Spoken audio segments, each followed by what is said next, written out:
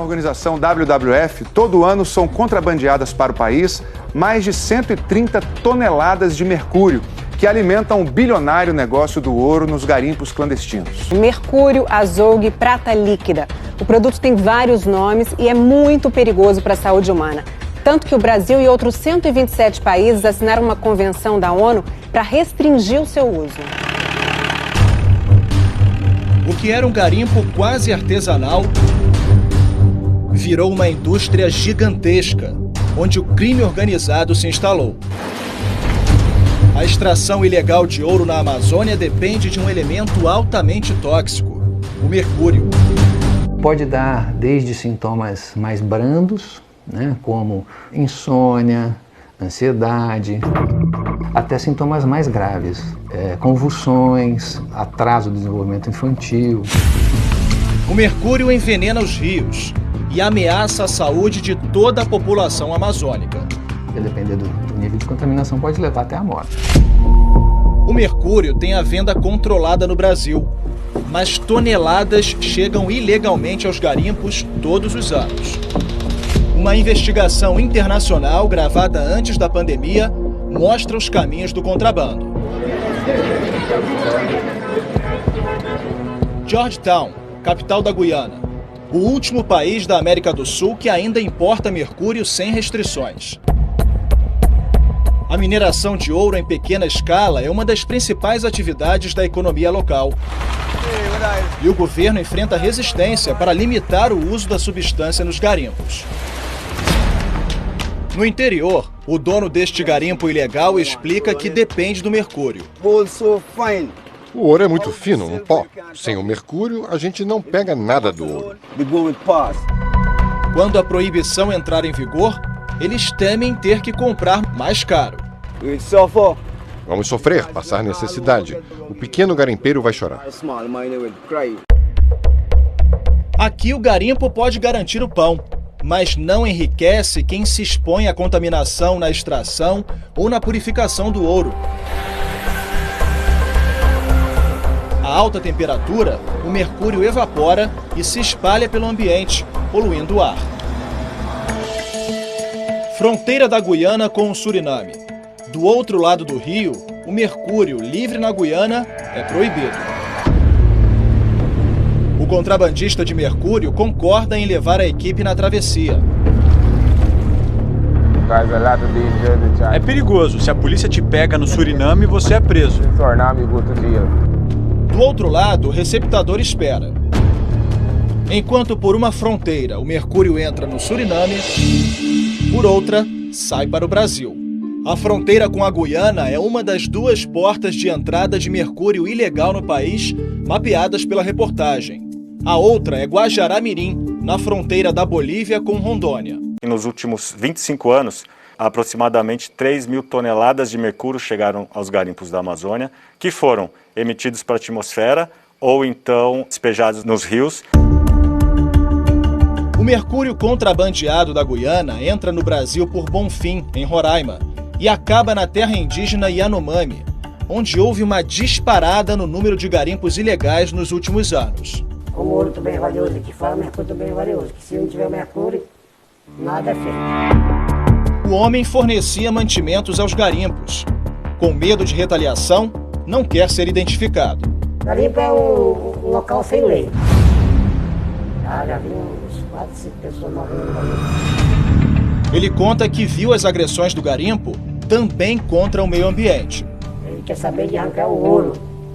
Lá fica pela resto de mercúrio, resto de óleo diesel, resto de gasolina. Tudo jogado lá no meio do mato, no meio do rio. O rio que alimenta os Yanomami. Hoje a gente não come mais peixe porque é o principal fator que consome o mercúrio. A gente não consegue mais tomar banho no rio Uraricuera, nem tomamos mais água. A fronteira com a Bolívia fechou por causa da Covid, mas o contrabando não. Fica a fronteira fechada, você pega uma voadeira, vai lá com ele, lá e mostra quando tem. De Guajará-Mirim, o mercúrio, também chamado de azougue, é levado para Porto Velho. O Fantástico comprou nesta loja de ferragens. Queria comprar um azougue. Rapaz, o meu é 1.100, só vendo a peça de quilo, cara. O mercúrio foi entregue à Polícia Federal. Também encontramos vendedores em Roraima, Minas Gerais e no Pará. Juro, tu sabe quem tem azul? Quanto dá o quilo? 1.100. E claro, na internet. O mercúrio que veio da Bolívia segue também para as margens do Tapajós, no Pará. Estamos em Itaituba, a capital do ouro. Em toda loja de compra de ouro aqui em Itaituba, existe esse equipamento aqui, chamado capela de fundição. Ele serve para queimar as pedras de ouro que vêm dos garimpos. E nesse processo de combustão, são liberados vários resíduos, principalmente o mercúrio. Grande parte do ouro vem dos garimpos ilegais. Lá, os garimpeiros também se contaminam ao fazer a queima de forma improvisada. Pelo fato dele estar diretamente manuseando, manipulando, respirando os vapores do mercúrio, ele tem um risco de contaminação ainda maior do que as populações tradicionais. A maioria dos garimpos ilegais na região de Itaituba fica nas terras do povo Munduruku. Estima-se que haja mais de 60 mil garimpeiros. O pesquisador Paulo Basta analisou amostras de cabelo dos índios em 3 aldeias para medir a contaminação por mercúrio.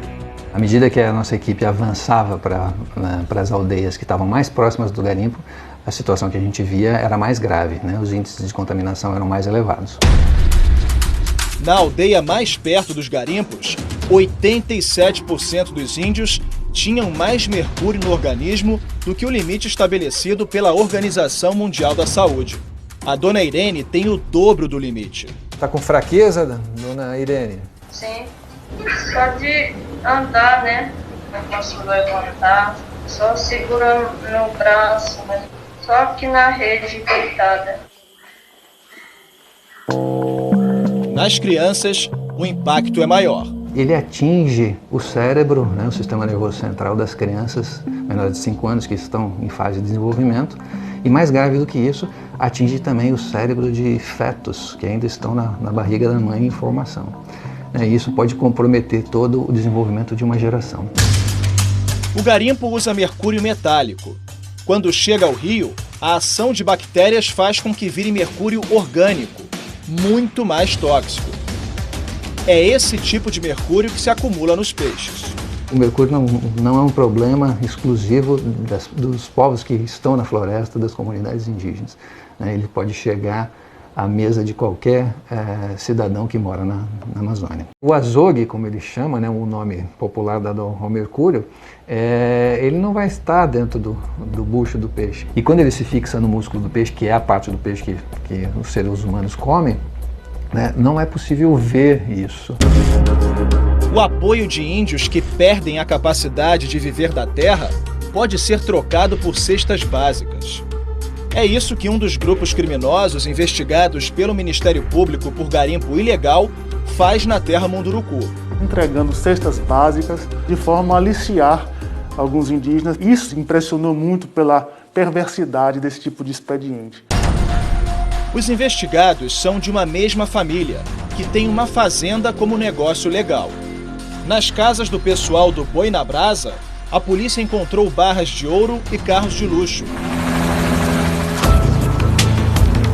A família também perdeu retroescavadeiras em outra operação, que reuniu Polícia Federal e IBAMA no desmonte do garimpo ilegal no início deste mês. Isso aqui é a Komatsu do Boi na Brasa. Está acabando de ser queimada aqui. O garimpeiro hoje, efetivamente, é um empresário. Ele é uma pessoa que tem uma pá carregadeira, que tem uma draga escariante que custa R$2 milhões, ou um maquinário de revirar para revirar o solo que chega a custar 600 mil, 700 mil reais. A maior parte da riqueza que é extraída de dentro da nossa terra, é usufruída por já grandes empresários, ou seja, para o Munduruku fica apenas a destruição. Segundo a polícia, há índios que facilitam a entrada dos garimpeiros em troca de uma pequena porcentagem na venda do ouro. Um grupo fez uma manifestação de apoio ao garimpo quando o ministro do Meio Ambiente, Ricardo Salles, foi à região acompanhar a operação contra a extração ilegal de ouro, que acabou sendo suspensa. Houve uma mobilização de recursos públicos, de servidores públicos, de equipamentos públicos, de aeronaves, e tudo isso se encaminhava para a atividade de fiscalização, e de uma hora para outra isso foi colocado em xeque, né? O ministro Ricardo Salles e a família ligada ao Boi na Brasa foram procurados, mas não quiseram se manifestar. O avião da Força Aérea que estava lá para apoiar a operação acabou sendo usado para levar indígenas que defendem o garimpo até Brasília, para mais reuniões com autoridades. Agora, a viagem está sendo investigada pelo Ministério Público Federal. Em nota, o Ministério da Defesa disse que não foi notificado e que prestará as informações ao MPF.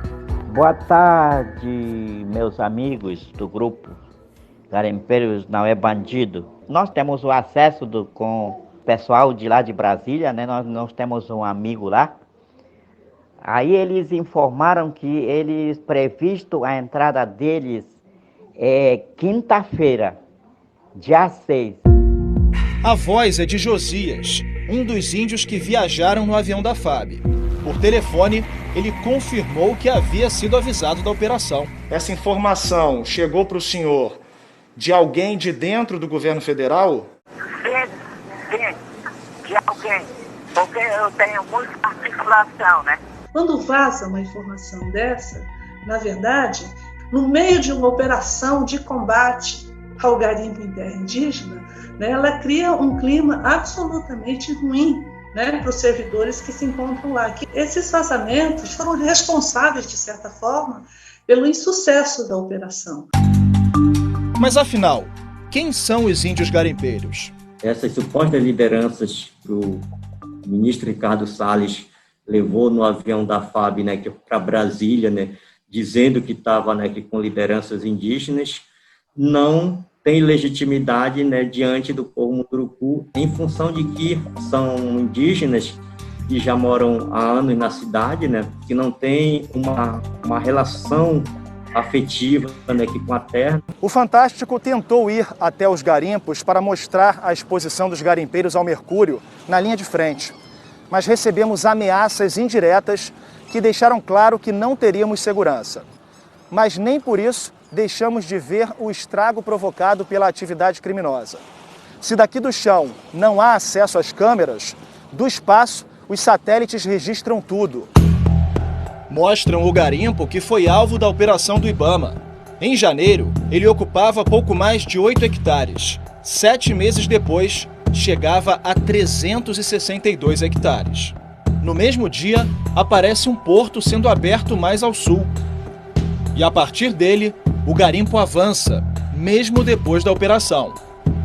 E ameaça cercar 2 aldeias Munduruku. O garimpo ainda era uma atividade inicial naquele pedaço do território, e ele vai explodir a partir do início do ano de 2020. O garimpo explodiu por omissão do Estado.